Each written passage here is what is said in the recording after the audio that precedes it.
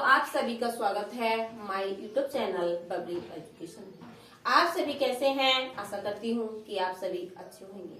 आज मैंने जो टॉपिक लिया है वो लिया भक्ति काल से कि भक्ति काल क्या है, भक्ति का विधारा क्या है। तो भक्ति काल का समय सीमा बता देती हूँ मैं पहले आपके लिए। भक्ति काल का समय सीमा है 1318 ईस्वी से लेकर 1643 ईस्वी तक माना जाता है।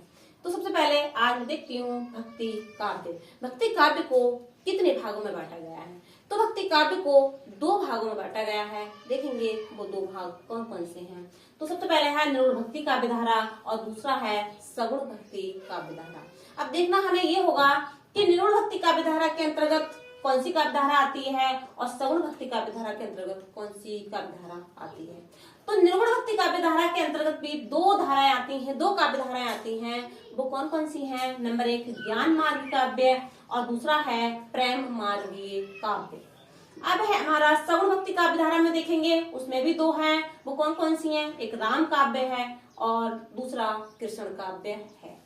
अब देखेंगे सबसे पहले हम निर्गुण भक्ति शाखा कि निर्गुण भक्ति शाखा कहते किसे हैं और इस निर्गुण शाखा के अंतर्गत कौन कौन से कवि आते हैं। ये बहुत ही अधिकांश क्वेश्चन बनता है। वो उसमें कवि का नाम रख देगा और पूछ लेगा कि बताइए इनमें से वो कवि वह कवि कौन से हैं जो निर्गुण काव्य धारा के अंतर्गत आते हैं। तो देखेंगे हम उसे निर्गुण भक्ति शाखा देखेंगे। सबसे पहले इसमें ब्रह्म ईश्वर के निराकार स्वरूप की उपासना की विधि अपनाई गई है। इसमें ब्रह्म ईश्वर के निराकार, तो ईश्वर का निराकार स्वरूप होगा, साकार नहीं। उसे क्या कहा जाता है? निर्गुण भक्ति काव्य धारा कहा जाता है। इसकी ज्ञानाश्रयी शाखा के प्रमुख कवि कबीरदास हैं। इसके जो ज्ञानाश्रयी के जो प्रमुख कवि हैं, यहाँ से भी क्वेश्चन बनता है कि बताइए कौन से कवि ज्ञानाश्रयी शाखा के प्रमुख कवि माने जाते हैं।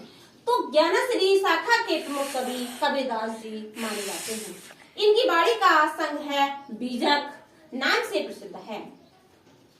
बीजक नाम से प्रसिद्ध है जो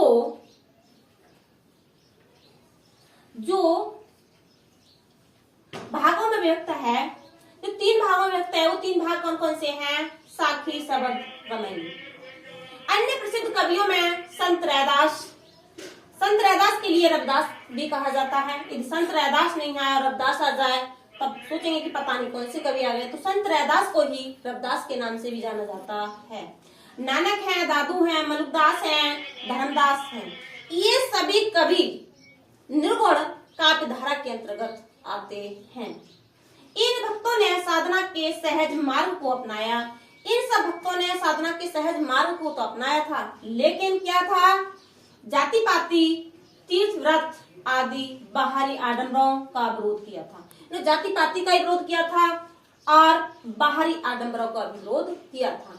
मैंने जो बताया अभी आपको निर्गुण भक्ति शाखा के अंतर्गत बताया कि निर्गुण भक्ति शाखा क्या है, इसके लिए हम निर्गुण भक्ति शाखा कहते हैं। तो निर्गुण निराकार, जिसका कोई रूप नहीं है, निराकार जिसका हम जिसे देख नहीं सकते, वो क्या है? निराकार है।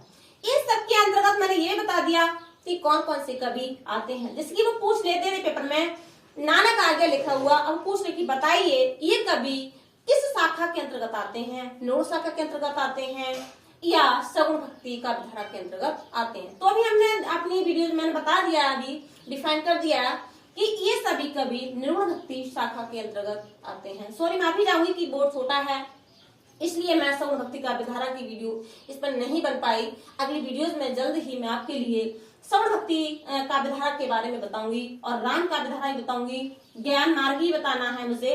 ये सभी आपको अगले वीडियोस में ये आपको मिल जाएगा। इसीलिए ऐसी वीडियोस देखने के लिए आप मेरे चैनल के लिए प्लीज सब्सक्राइब कर लीजिए।